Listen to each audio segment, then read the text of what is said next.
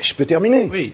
Il y avait ses amis politiques, il y avait les amis de sa même loge maçonnique qui l'avaient lâché et qui, eux, ont pu continuer leurs sales petites affaires. Et tout le monde, maintenant, commence à le comprendre. C'est ça que je raconte dans l'envers des affaires, entre autres. Écoutez, en tout cas, cette émission permet à chacun de pouvoir s'exprimer.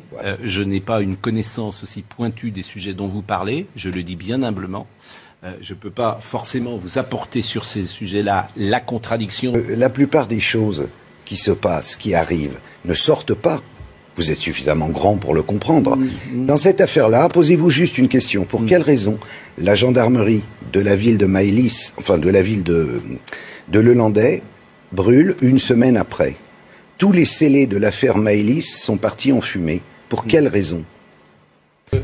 C'est quoi votre thèse sur cet incendie, qu'on comprenne, quoi? Parce que moi, je sais pas, je comprends pas. Il y a quelque chose derrière cet enlèvement de Maëlys qui vaudrait mieux que l'opinion publique ne comprenne pas. Ok? En clair. Je vais plus loin, vous allez comprendre. Il s'agit d'une petite fille. On a donc un personnage cocaïné, ancien militaire, qui est plutôt homosexuel, comme on l'a dit en début d'émission. Il se trouve que dans un mariage où il est censé être inconnu, l'enquête qu'on est en train de faire nous a révélé qu'en fait tout le monde le connaissait parfaitement. Il va rapter cette petite fille, alors que c'est pas du tout dans son genre de goût sexuel. Donc il s'agit de ce qu'on appelle une commande. Par qui?